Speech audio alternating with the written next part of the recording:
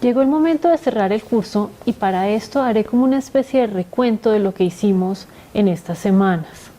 Ante todo, y como lo reiteramos varias veces, esperamos que haya gozado la lectura de estas novelas y que haya desarrollado un interés por la obra de García Márquez.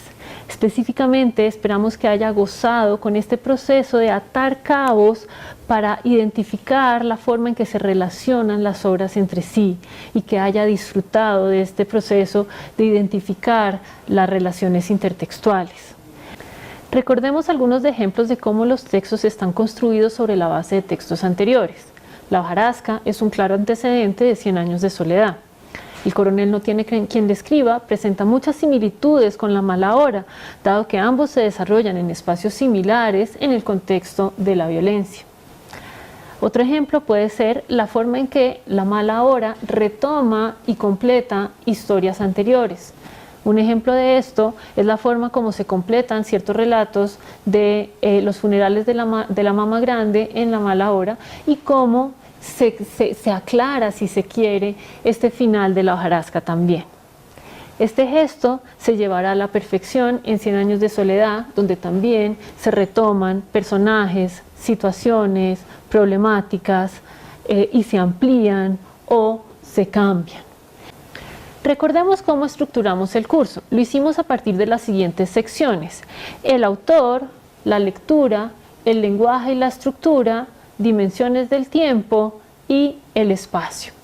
En todas las secciones partimos de una breve mirada al autor, lo cual nos permitió aclarar, si se quiere, las características o las condiciones de producción y de publicación de estos textos. Después del autor pasamos a la lectura de las obras.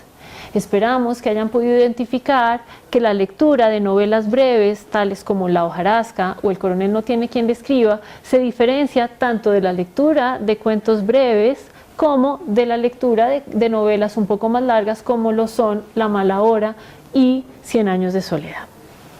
Después de la lectura pasamos a una gran sección llamada El lenguaje y la estructura. Con respecto a la estructura, espero que hayan podido identificar la importancia de detenernos tanto en el título como en los primeros capítulos de la novela, que funcionan como una especie de microcosmos que encapsula, si se quiere, los aspectos fundamentales de la novela. Este ejercicio lo hicimos, por ejemplo, con El coronel no tiene quien le escriba y con 100 años de soledad. Dejamos por fuera muchos títulos sumamente sugerentes. Se me viene a la mente, por ejemplo, Un día de estos. Un día de estos es un título que encapsula la esencia del cuento. Fíjense, por ejemplo, que Un día de estos es un título sumamente ambiguo. Puede referirse tanto a una amenaza como a la esperanza del cambio. Y en ese sentido se ajusta perfectamente a la ambigüedad del cuento mismo. También analizamos otros elementos estructurales sumamente importantes, como son los epígrafes y los prólogos. Eso lo hicimos específicamente en el caso de La hojarasca. Vimos cómo secciones tan breves como el epígrafe y el prólogo pueden darle dimensiones completamente diferentes al contenido de la obra. También nos detuvimos en las características del lenguaje de cada una de estas novelas.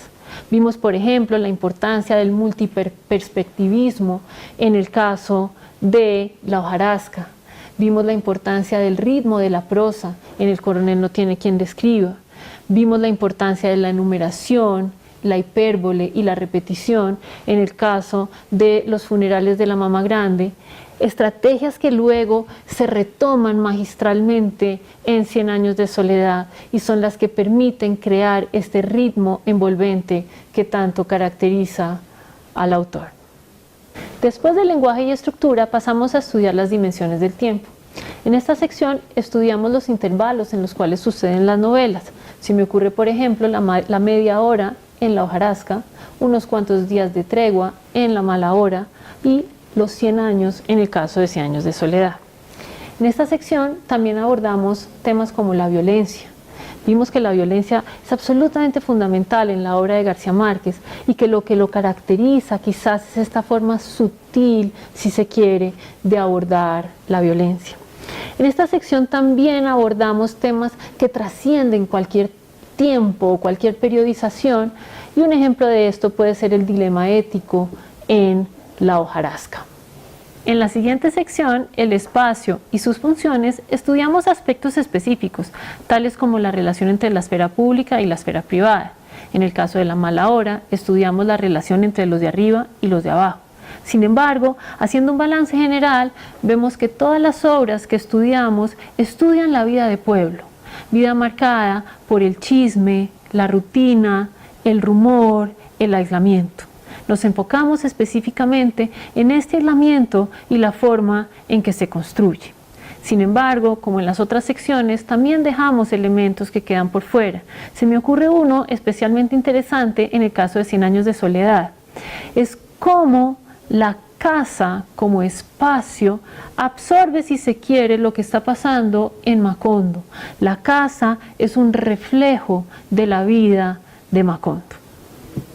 Sin embargo, haciendo un balance, es claro que en el campo espacial el logro más destacable es Macondo. Macondo como estrategia literaria y como espacio metonímico. Como lectores nos enfrentamos a Macondo por primera vez en el monólogo de Isabel viendo llover sobre Macondo. Luego nos volvemos a encontrar con este espacio en La hojarasca y luego es llevado a unas dimensiones casi que míticas en 100 años de soledad. En 100 años de soledad, Macondo se amplía, si se quiere. La historia de Macondo empieza como un espacio no contaminado, como un espacio idílico, si se quiere, donde ni siquiera había muerte.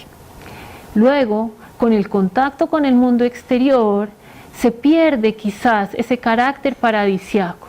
Con el comercio no solo llega la abundancia, sino que llegan las guerras, la tiranía, la explotación.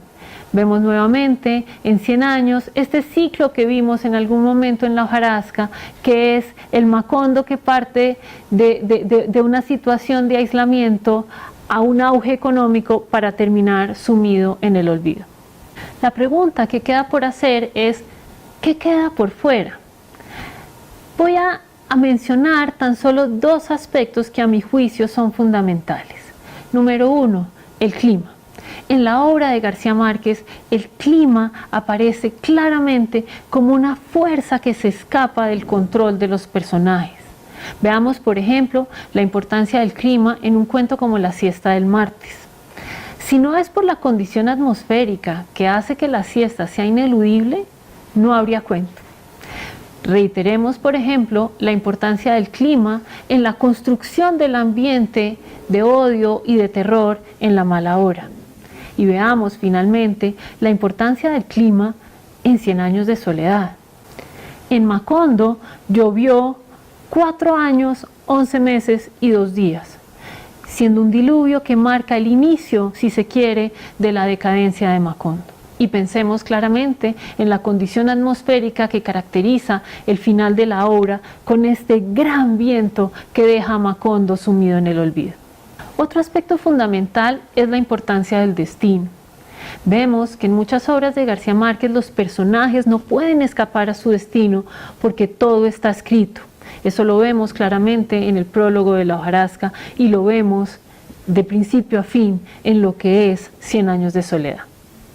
Terminado este balance, los invito a que se unan a la segunda parte del curso, en la cual analizaremos novelas tales como El general en su laberinto, El otoño del patriarca, Del amor y otros demonios, El amor en los tiempos del cólera y algunos cuentos cortos.